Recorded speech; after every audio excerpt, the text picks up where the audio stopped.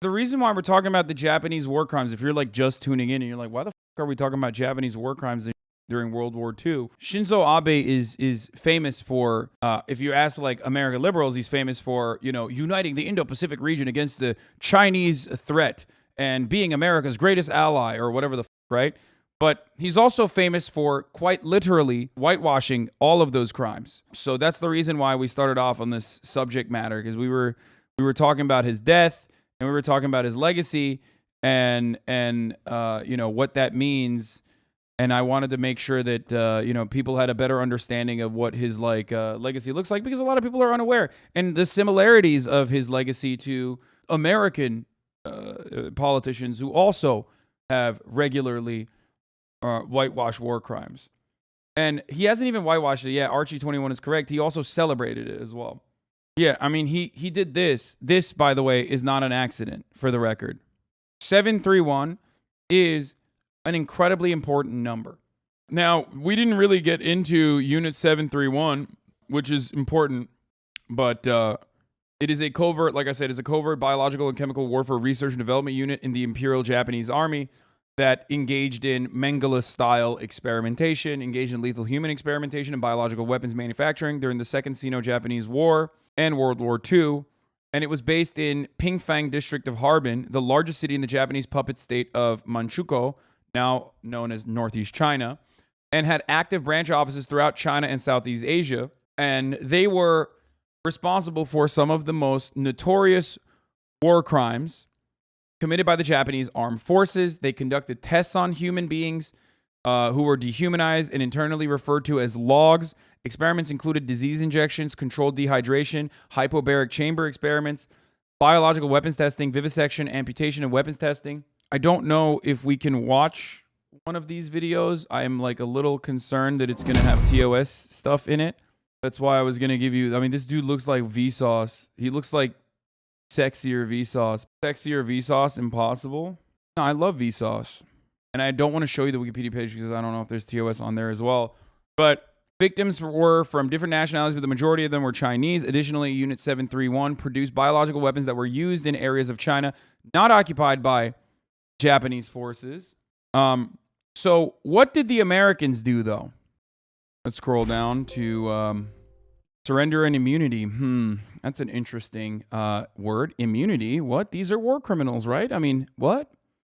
Operations and experiments continued until the end of the war. Ishii wanted to use biological weapons in the Pacific War since May 1944, but his attempts were repeatedly snubbed. With the coming of the Red Army in August 1945, the unit had to abandon their work in haste. Ministries in Tokyo ordered the destruction of all incriminating materials, including those in Pingfang. Potential witnesses, such as the 300 remaining prisoners, were either gassed or fed poison, while the 600 Chinese and Manchurian laborers were shot. Ishii ordered every member of the group to disappear and take secret to the grave. Potassium cyanide vials were issued for use in case the remaining personnel were captured. Skeleton crews of Ishii's Japanese troops blew up the compound in the final days of the war to destroy the evidence of their activities, but many were sturdy enough to remain somewhat intact. Wait, what's that? I'm sorry. Does that say American grant of immunity? Hold on. What? No way. What? Stop.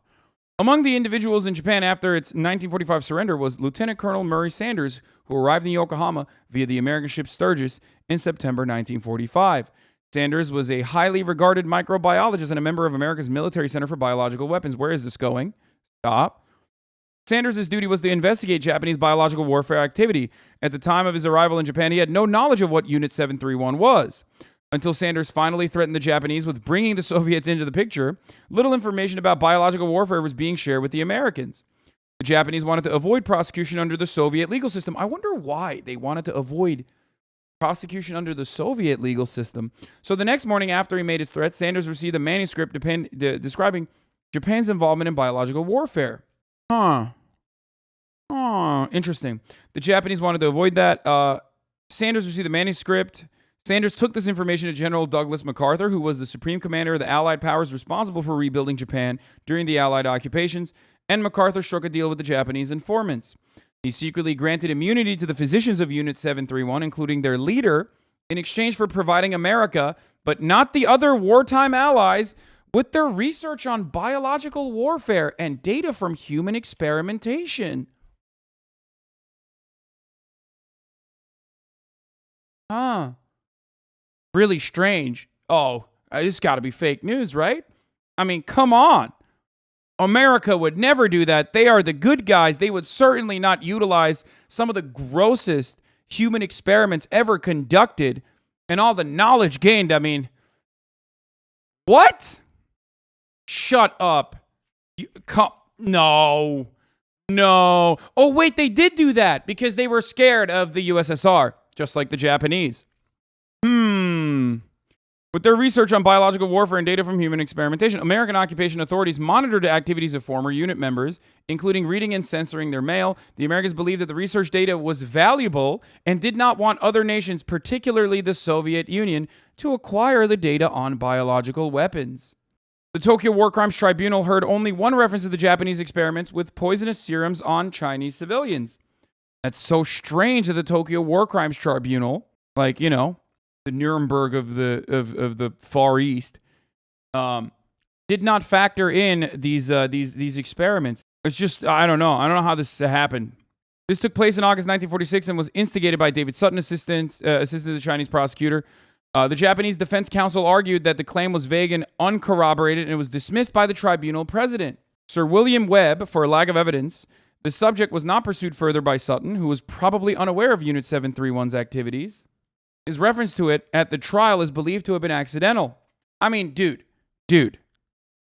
Next, you're going to tell me that the Americans quite literally took, in a secret intelligence program, 1,600 Nazi Germany doctors that were conducting similar experiments on human beings, numerous other engineers, technicians, and then bring them secretly into the United States of America, conducted by the Joint Intelligence Objectives Agency under the banner Operation Paperclip. What is going on? Oh my God. What the fuck? Hasan, that seems a lot like something that did actually happen.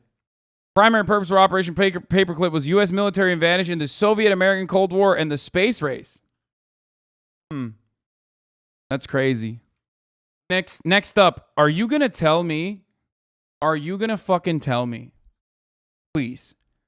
Are you going to tell me that America also consistently continued to use the Nazis, the remaining Nazi generals, in an effort to bring Germany into NATO, which was at the time utilized to control and kill and murder and ensure that no such left-wing momentum occurred post-World War II in European nations?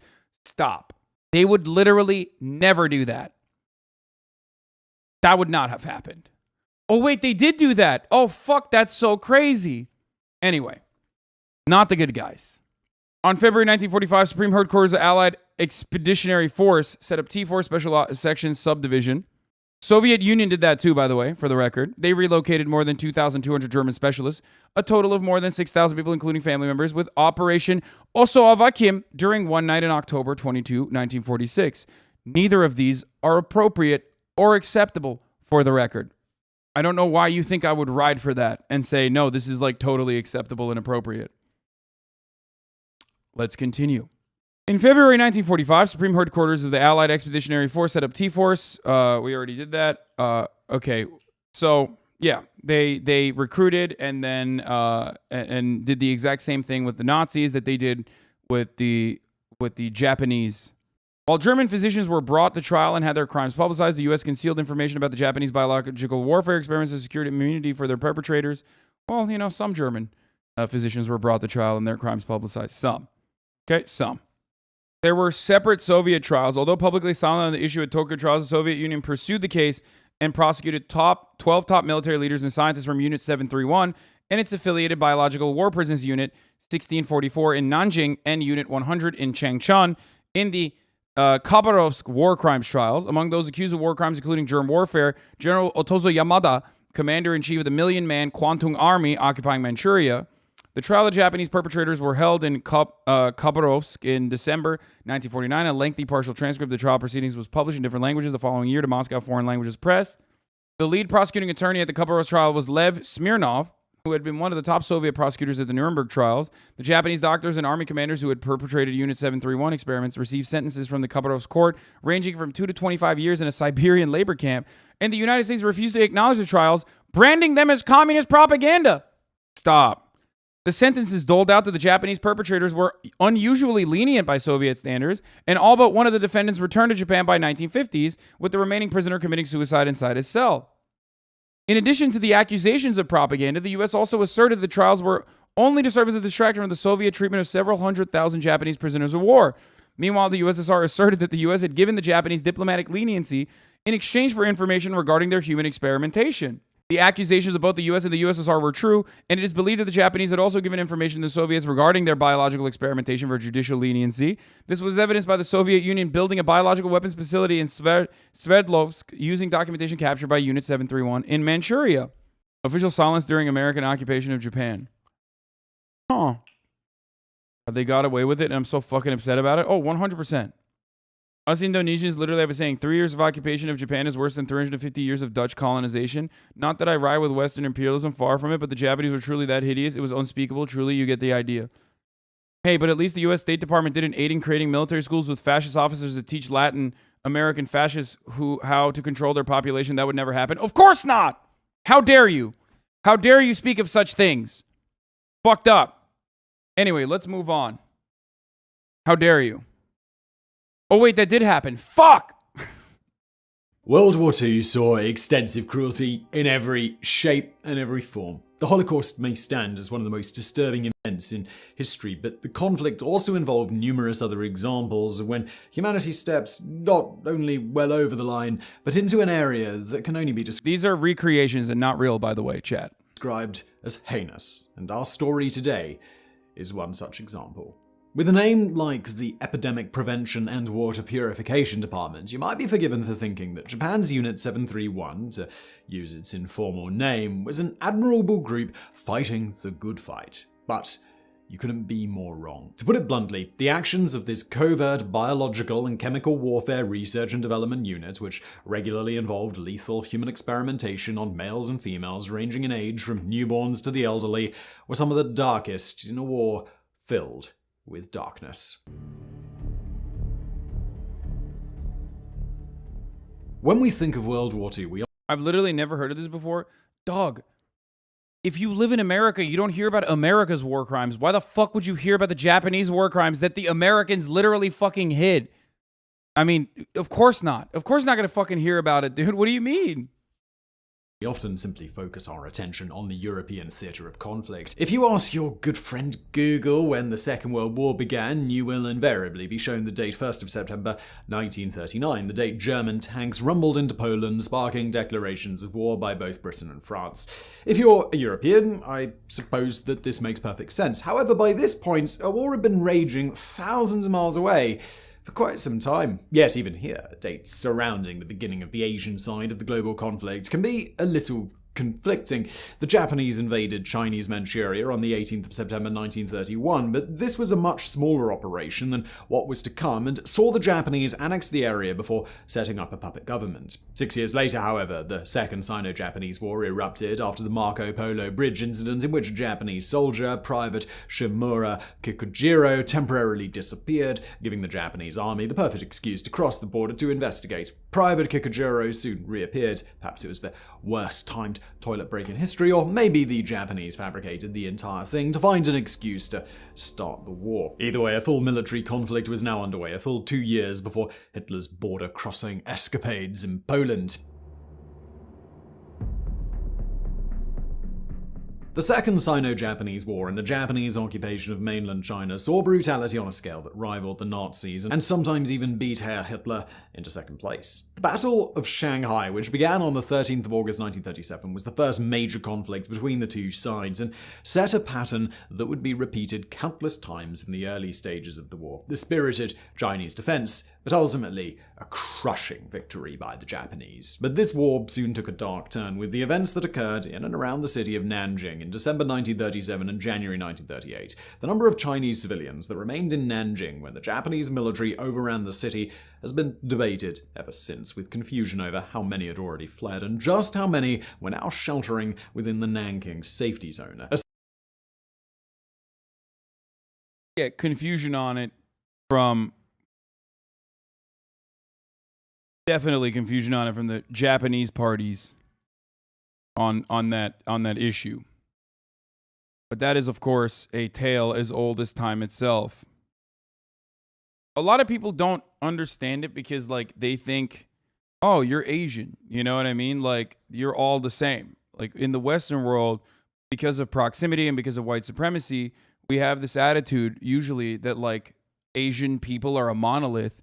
Meanwhile, they've been fucking warring at a time when, like, most of the fucking Angloids were dying because they couldn't wipe their asses. You know what I mean? Like, their aggression towards one another goes back thousands of fucking years, and Orientalism as well. Yeah. Literally. And horrific as well. Like, people don't understand the resentment that Koreans and Chinese people and Japanese people feel towards one another. Here are 5 reasons why USA, #1 country, is better than Europe. 1, US make atom bomb. 2, we killed World War II. 3, we're only guns country. 3, we have 50 state and Europe none. 4, we are more richer than Europe. 5, Europe is worse country. Why is it resentment and not racism? I don't know. Because it's like nationalistic resentment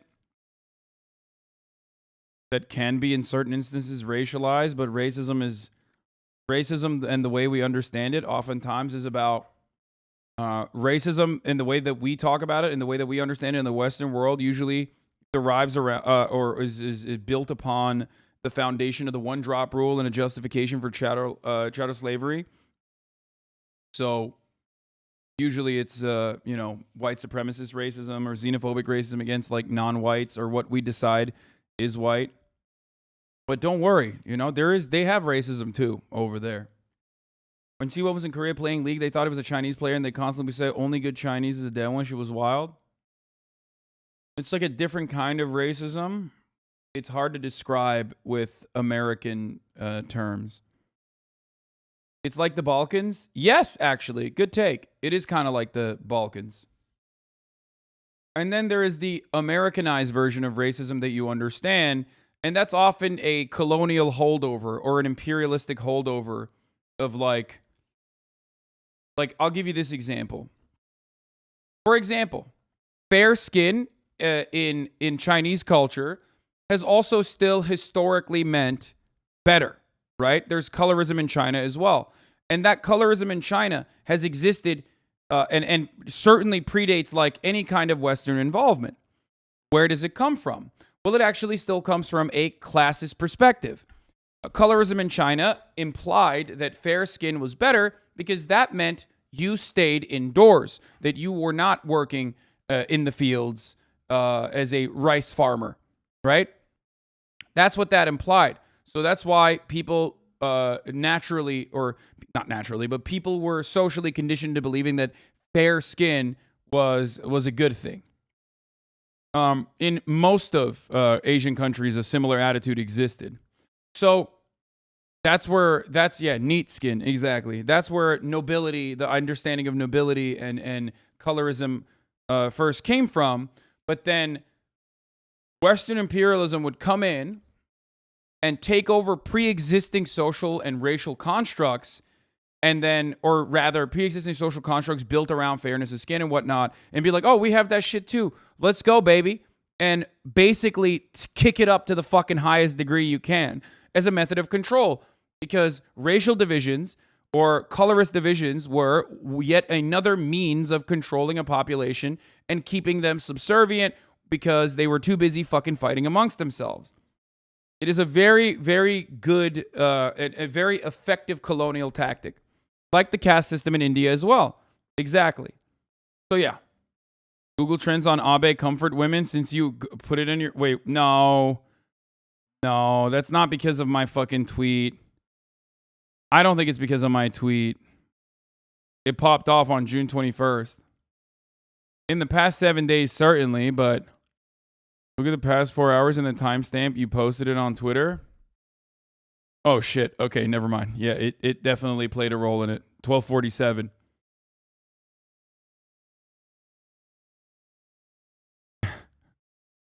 Okay, maybe it played a role in it. But a little bit during the day. But it's still nothing in comparison to... I said, yeah, definitely Google... Hillary Clinton tweeted out, Prime Minister Abe was a champion of democracy and a firm believer that no economy, society, or country can achieve its full potential if women are left behind. I'm shocked and devastated by this assassination. I said, yeah, definitely Google Abe comfort women to find out more about how much he cared about women. 6 hours ago. This is so tragic. Please check on women in your life that will be saddened by Abe's death. Google Shinzo Abe comfort women to find out how you can help. Yeah. Just white people doing white things under this thread. Shocker. It's just, all I'll say is this. It's a really funny way to celebrate Shinzo Abe's legacy when you could have said anything else. Like, why did you have to say women? Hillary Clinton always finding ways to just, like, get herself dunked on. Absolutely dunked on. For no fucking reason whatsoever. Like, you didn't have to mention women, Hillary. Why did you do that? So weird. Such a weird fucking take. A series of small areas, mainly encompassing foreign embassies, that rather ironically had been set up by a member of the Nazi Party. While the number of how many killed during the Nanjing massacre can be debated, the lowest estimate seems to be 30,000 and the highest 300,000, the savagery of what occurred has long been clear. Mass murder and mass rape enveloped the city as Japanese soldiers indiscriminately tore through Nanjing. It provided one of the most horrifying episodes across the entire war, but by this point the Japanese had begun something arguably even worse. God damn, brother. Okay, to begin the story of Unit 731, we need to backtrack a little to the Japanese invasion of Manchuria in 1931. At that point, there was an army unit with the name Army Epidemic Prevention Research Laboratory, which, as far as we know, began life as an innocent research and public health agency that dealt with protecting Japanese soldiers from chemical attacks on the battlefield. But this changed in 1932, when Surgeon General Shiro Ishii, chief medical officer of the Imperial Japanese Navy, was placed in charge of this unit and formed a secret subgroup under the name Togo Unit, perhaps after General Hideki Togo, the Japanese politician and general of the Imperial Japanese Army, who had received the bulk of the blame for starting the war with the United States. The Togo Unit was tasked with investigating and developing biological and chemical warfare from the Zongma Fortress, a prison/experimentation camp in Beini, a village 100 kilometers, that's 62 miles south of Harbin on the South Manchurian Railway. This was a tiny village of around 300 homes, which the Japanese burned to the ground before expelling the local population, leaving only a large building that subsequently became the headquarters of the Togo Unit. Around the building, the Japanese constructed a prison camp that included a 3-meter high... Yeah, so watch the Kyle Kalinske Jordan Peterson debate. Please shut the fuck up. ...earthen wall. We're learning about fucking Japanese war crimes, okay? Shut the fuck up. You can thank Japan and the Brits for the batshit crazy reactionary Chinese of today. Yo, Unit 731 killed 400,000 people. What the actual fuck? I never heard of this. First of all, no, he's talking about the rape of Nanking and separately talking about Unit 731. But also, the reason why you never heard about it is because America literally fucking absolved them and defended them and used their research. That's the reason why you didn't hear about it, as I talked about before we got in here. Topped with electrified barbed wire and a moat with a drawbridge. Inside, numerous buildings. Oh, those are the actual Unit 731 numbers? Oh, shit. Okay, my bad. Buildings were erected, including housing units, barracks, and dining halls, but also laboratories, warehouses, and prison cells. This is all built with slave labor, mainly common criminals, captured bandits, anti-Japanese partisans, and political prisoners, all of whom were forced to wear blinders, like what you see on working horses, so they couldn't get a full idea of what was being constructed. Those involved in the construction of the most secretive buildings I don't think it's real, but still, I'm not making any. It had a capacity of 1,000, but it's thought that the prisoner population, who were referred to as logs because of the cover story that the site was a wood mill, usually hovered around 500 or 600. And here is where the horror begins. Once completed, the Japanese began rounding up prisoners, often criminals from the nearby area, mainly Chinese, but also a large number of Russian expatriates living in China. They were brought to the I gotta pee, I'll be back. fortress and initially treated well with good food, including rice or wheat, meat and fish, and even a splash of alcohol to warm the body. But this was simply a disturbing attempt to bring the body into its natural healthy state before the experiments could begin. Now, I know that if you've come to a channel called Into the Shadows, you're probably expecting some pretty heavy material, but what occurred at the Zongma Fortress and its later incarnations was revulsion on an entirely different level. It was here that Japanese doctors and scientists conducted experiments on the prison population that looked at everything from the effects of the plague, cholera, starvation, water deprivation, frostbite, new weapons, and much more. This was a sadistic house of horror, but the Zongma Fortress was just the start, and we'll be going into some of those experiments a little later in the video. In the summer of 1934, around 40 prisoners escaped the Zongma Fortress. Heavy rains had disabled the electrical fences, allowing escapees to scale the perimeter despite being shackled at the feet. 10 were immediately killed by the guards on duty, while many were dragged back in to be subjected to the kind of torture that probably made their early experiences Zongma seem like a holiday camp. However, 16 prisoners managed to elude the Japanese and disappeared into the neighboring countryside, and with that, Japan's dark secret was out. In response, Zongma was closed in 1935, but this simply led to another, even larger facility being operated in Pingfang, approximately 24 kilometers south of Harbin. The following year, the Togo unit received a major shakeup and came under the direct jurisdiction of the Imperial Army while being... I'm not playing with fire because I know that there's no... 731 experimented with dropping plague-infested fleas out of planes over dense Chinese cities. The amount of victims they cause can never be fully counted.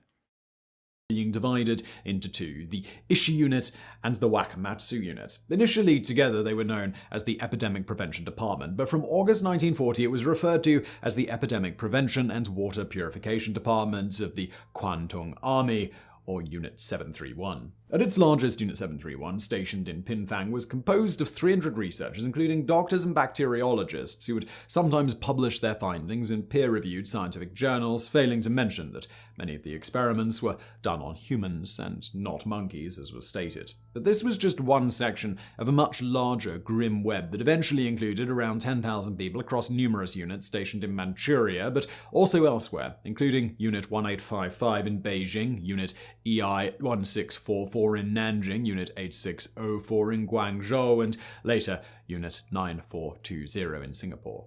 The main location for Unit 731 was the site in Harbin, which measured 6 square kilometers, that's 2.3 square miles, and included more than 150 buildings, many of which were factories used to produce chemicals or biological agents, and the Harbin complex could produce 30 kilograms of bubonic plague bacteria in just a few days. It was said that it included around 4,500 containers used. Trigger warning, horrific minor story from Nanjing that made headlines of fame in Japan, of 2 officers holding a contest of who can kill 100 people fastest using a katana.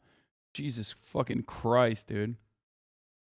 To raise fleas, 6 enormous cauldrons to produce various chemicals, and around 1,800 large containers to produce biological agents. The typical life expectancy of prisoners in Unit 731 was about 2 months, though there were instances of some surviving for as long as 12 months, but these cases were often pregnant women who the Japanese wanted to give birth in order to investigate the effects of various diseases on the newborn child. And before we move on to talk about the experiments themselves, let's just be very clear about what kind of facility we're talking about here. Nobody who came through the gates as a prisoner ever left alive.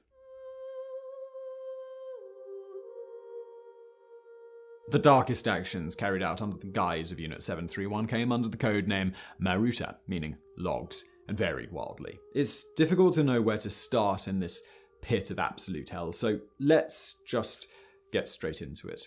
Many of the early experiments focused on how the body reacts to certain diseases, and many prisoners were infected with syphilis, gonorrhea, and other venereal diseases. And that was just the start. While the Japanese were certainly interested in the visible external effects, it was often what was happening inside the body that they were really interested in. Vivisections, where the body is dissected for experimental purposes, was a common practice in Unit 731 on living humans, always without anesthetic, and with a rag stuffed into the mouth of the poor soul going under the knife to muffle the screams. This was done so researchers could examine the effect of certain diseases on different bodily organs, but there has certainly been plenty of suggestion that at least some of the horror seen in Unit 731 was done so purely for sadistic pleasure. And it gets even weirder from here. Sometimes limbs would be amputated and reattached at different places on the body, or internal organs removed and then added back in, but in different locations. Other prisoners were subjected to chemical weapons. Those aren't real, by the way. Those reenactments, or, you know, those aren't like actual real Testing, imagery. including mustard gas, leucite, cyanic acid gas, white phosphorus, adamsite, and phosgene gas. Sometimes this was done in secure chambers, while there were widespread reports of large-scale experiments on the effects of mustard gas where prisoners were tied to posts outside. This was also done with plague, cholera, typhoid, and anthrax before it was taken to the next stage of testing, which was usually done on a live Chinese population, either through poisoned wells, aircraft drops, or fleas and other animals that had been infected with the disease. While the Japanese were eager to test the next generation of weapons that could kill thousands in one fell swoop, they didn't neglect the tried and tested. Prisoners were used to test new grenades, flame. By the way, for the record, in just like the same exact fucking thing, that there's a similarity, almost a direct similarity between the testing that occurred in Unit 731, Mengele's experiments as well, that were just cruel for the purpose of being cruel. And not only that, but also led to like zero new medical information coming out of it, because they weren't conducting these experiments with the purpose of saving lives, but were conducting these experiments with the purpose of finding new ways to kill. So because of that reason, a lot of this shit didn't even lead to any kind of fucking, like, it didn't lead to any kind of positive outcome as a consequence of this. Like, you didn't actually find any significant medical information. Throwers and even bombs, which saw prisoners tied to posts at increasing distances from the explosion. Yo, JP was right. This is equivalent to consensual mastectomy. Yeah, remember when Jordan Peterson literally looked at, well, not this, but the Nazi experimentation and said consensual mastectomy is similar to it? Yeah, think about how fucked up Jordan Peterson is for saying something like that. Holy fuck. So that the damage radius could be measured. With new guns and bullets, wound patterns and penetration depths were carefully recorded, and the same was done with bayonets, knives, and swords. Experimentation regarding hypothermia was also a keen subject of interest in Unit 731, and typically involved limbs of prisoners being submerged in icy water until they were effectively frozen solid. Then researchers, or sadistic lunatics, depending on how you want to call them, experimented to find the best way of heating the limb to return it to its normal state, sometimes using fire or boiling water, and sometimes simply leaving the poor wretch overnight to see what would happen. And yet, I feel like I've said this already, that wasn't the worst of it. The Japanese also did extensive experimentation to find out how quickly the human body would suffer from hypothermia. And didn't Unit 731 supposedly lead to secret discoveries? I remember a bunch of U.S. generals giving the scientists amnesty for that reason, supposedly. No, motherfucker, they gave him amnesty because they wanted to use biological and chemical warfare against the Soviets. That's the reason why they did that. And then die of exposure. They introduced different variables, such as when the prisoner had last eaten, and what they had, and what they were wearing, and how much salt and protein they had in their body before the experiment. To perhaps sum up the... People say this kind of bullshit about the Nazis too. No, the Americans did that to the Nazis as well. So did the USSR. Yes. Horrifying actions of Unit 731 in one dreadful example, they found that a newborn... And the reason why we're talking about the Japanese war crimes, if you're like just tuning in and you're like, why the fuck are we talking about Japanese war crimes and shit during World War II? Shinzo Abe is famous for, if you ask like American liberals, he's famous for, you know, uniting the Indo-Pacific region against the Chinese threat and being America's greatest ally or whatever the fuck, right? But he's also famous for quite literally fucking whitewashing all of those crimes. So that's the reason why we started off on this subject matter, because we were talking about his death and we were talking about his legacy and you know what that means. And I wanted to make sure that you know, people had a better understanding of what his legacy looks like, because a lot of people are unaware, and the similarities of his legacy to you know, American politicians who also have regularly whitewashed war crimes. And he hasn't even whitewashed it yet. Archie 21 is correct. He also celebrated it as well. Yeah, I mean, he did this. This, by the way, is not an accident, for the record. 731 is an incredibly important number. 731, as a consequence of Unit 731, which we are looking at currently, is the equivalent of, like the German Chancellor, as the tweet dictated, as the tweet showed earlier, is the equivalent of like the German Chancellor like riding a tank that has 1488 on the side of it. So did he deserve the die? I have no interest in like making a moral take on his assassination, and I've made that very clear from the jump. There are definitely people who are like, yeah, fuck yeah, I'm glad he's dead. I don't give a shit, to be real with you. I literally don't care. He's dead. I don't give a shit. He's alive. I don't give a shit. Like, he was not a good person overall, though, and also his legacy will be celebrated and whitewashed by Western powers because his purpose was to do exactly what people in his family had done time and time again in Japan and in Japanese politics, which is serve the American and also capitalist interests and be a safeguard in the in that region against the spread of communist influence. Look at the different treatment of John McCain. What do you mean? I've fucking said way worse shit about John McCain. Why? Because at least John McCain is an American politician, so I have like more of a point of view on John McCain dying and resting in piss firmly and gently than I do about Shinzo Abe. I don't care. Anyway. But yeah, this is a flex, for the record, for those of you who don't understand. Like, it's bullshit. To be fair, though, yes, John McCain is literally a better anti-imperialist hero than all of chat combined. Fuck. John McCain is a better anti-imperialist American hero than all of chat combined, considering how many military planes he downed in Vietnam. And I don't mean Vietnamese planes, of course. I mean American military planes, because he was a dog shit fucking fighter. And yet, as a consequence of being, as a consequence of coming from a long line of admirals, he still kept failing upwards, and they still allowed him to fucking commandeer these goddamn things. And also, famously, he dropped the last plane he would ever drop on his way to, like, what was it, like bombing a fucking factory or some shit? You know what I mean? Like, or bombing yet another Vietnamese village. So, yeah, John McCain bottom gun.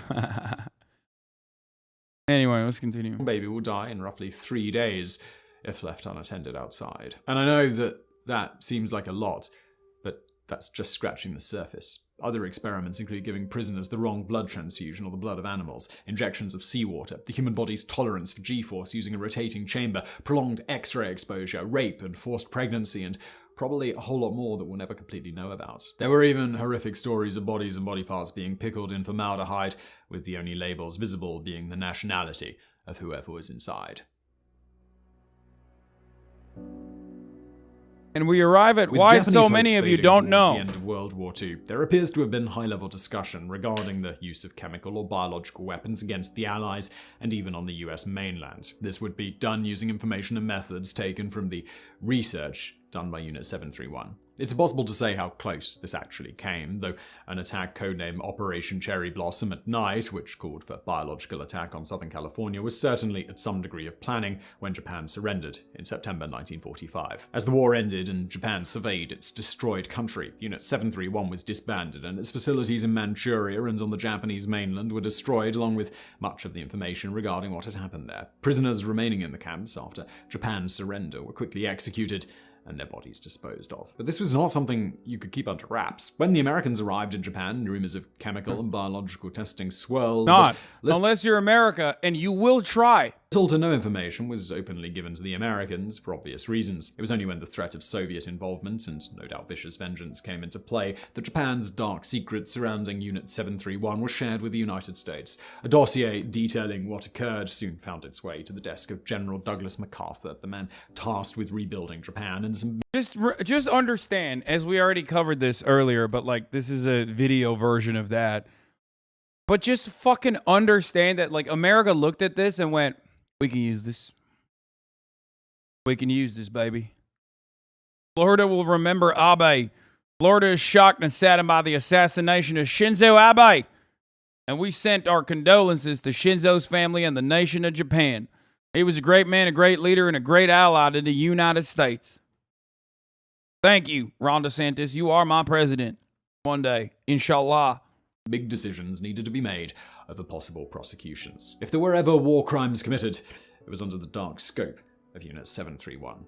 However, the end of World War II saw an almost immediate pivot away from past enemies and towards new ones. For the Americans, the Japanese were no longer the enemy, and they would do whatever they could to make life hard for those devious Soviets. General MacArthur authorized blanket immunity for those who worked in Unit 731 in exchange for sole ownership of the information and findings which the United States deemed hugely valuable. In the Tokyo trials, which saw 28 Japanese military and political leaders tried for a variety of crimes, there was only a single solitary mention of chemical poisoning in occupied China, and absolutely nothing about probably the worst macabre experimentation unit across the entire war. The Soviets weren't at all satisfied with this and instigated their own trials known as the Khabarovsk War Crimes Trial, which began in December 1949. A total of 12 men were convicted of war crimes and sentenced to between 2 and 25 years in Siberian labor camps. Now, you might be thinking, well, at least they got what they deserved, but, well, not really. Considering what happens in Unit 731, these sentences were extraordinarily lenient, and would you know it, most of those convicted soon found their way back to Japan, reportedly after handing over some of the secrets from Unit 731 to the Soviets. The United States refused to acknowledge the Khabarovsk trials, labeling them as Soviet propaganda, but it's crystal clear that both the US and the Soviet Union let those responsible for the horror in Unit 731 off the hook for their own gain. What followed was decades of near silence in Japan, with successive governments denying all knowledge of the activities of Unit 731. But by the turn of the millennium, with more... Were people just that dumb back in the day that people saw this and were like, yeah, sounds right? Wait, what do you mean, dude? What are you talking about? People today, with the adequate knowledge, are still refusing to recognize this shit. What are you talking about back then? People just don't care, man. They don't give a fuck. It serves their purpose. It serves their interests. And there's plenty of propaganda to go around that will, like, defend it. Look at America right now. Look at all the shit that we're doing right now. Bro, we are not that far removed from, like, Abu Ghraib, okay? Like, that is a thing that we just did. We are not that far removed from George W. Bush's administration defending torture. Like, openly defending torture. We have Gitmo that's still in operation. The Supreme Court recently denied habeas corpus to people who have still yet to be released. No due process for Muslim criminals that the military has decided to be criminal. Yeah, America has concentration camps on the border, and we have a torture camp in Cuba. And when I mention that, motherfuckers are like, bro, how dare you? I mean, you're going too far. It's like, no, it's the same shit, dumbass. You just refuse to recognize it. We have black sites all around the fucking planet. Speaking of domestic black sites, Chicago police had a black site where they would torture suspects. So this shit happens. You can say I'm a fucking tanky. You can say like, oh, Hasan, you're just guided by anti-American sentiment. It's like, yeah, I do have anti-American sentiment because I'm fucking sane and not insane.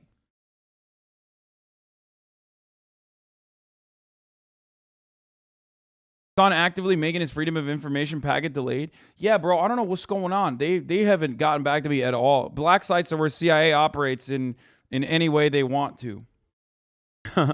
Wait, Hasan hates America? What the hell? What? I'm beginning to think that this guy doesn't like America all too much. I love the potential of America. That's why I'm here, okay? I love the potential that America poses. Except we have only used it against the world. And I said the potential America poses because it's a threat. America poses a threat.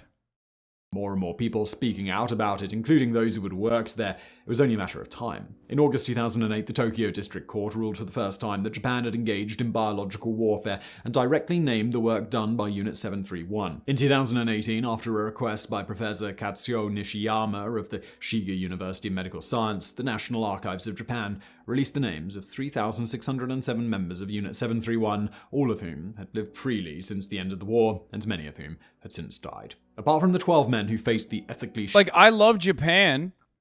I'm fascinated with Japan. I love Japan. But nobody's like, bro, you're really being anti-Japanese right now when I'm covering Japanese fucking war crimes. You know what I mean? It's the same shit. Probably not a good time to say that. I'm just saying, I mean, I'm being honest. Like, I think Japan is fascinating. Shaky Soviet trial in 1949, absolutely nobody was ever held accountable for their actions at the unit. In fact, many of them went on to quite illustrious careers in post-war Japan. In 2002, at an international symposium on the crimes of bacterial Only two countries you can't criticize for their war crime, and they're both America. Right, baby. Cannot and should not ever criticize the United States of America. How dare you? biological warfare in China, the number of people deemed to have been killed through Japanese chemical and biological warfare programs was estimated at 580,000, and that includes those killed through attacks outside the walls of Unit 731, as well as those inside. It's impossible to know the true number of those killed by Unit 731, but it's thought that at least 3,000 men, women, and children were experimented on and killed in the Pingfang site alone. This was not a place where anybody left alive. Everybody who walked through the gates died one way or the other. The vast majority of these were Chinese, but large numbers of Russians and Koreans also perished in the facilities, along with lesser numbers of Mongols, Americans, British, and French.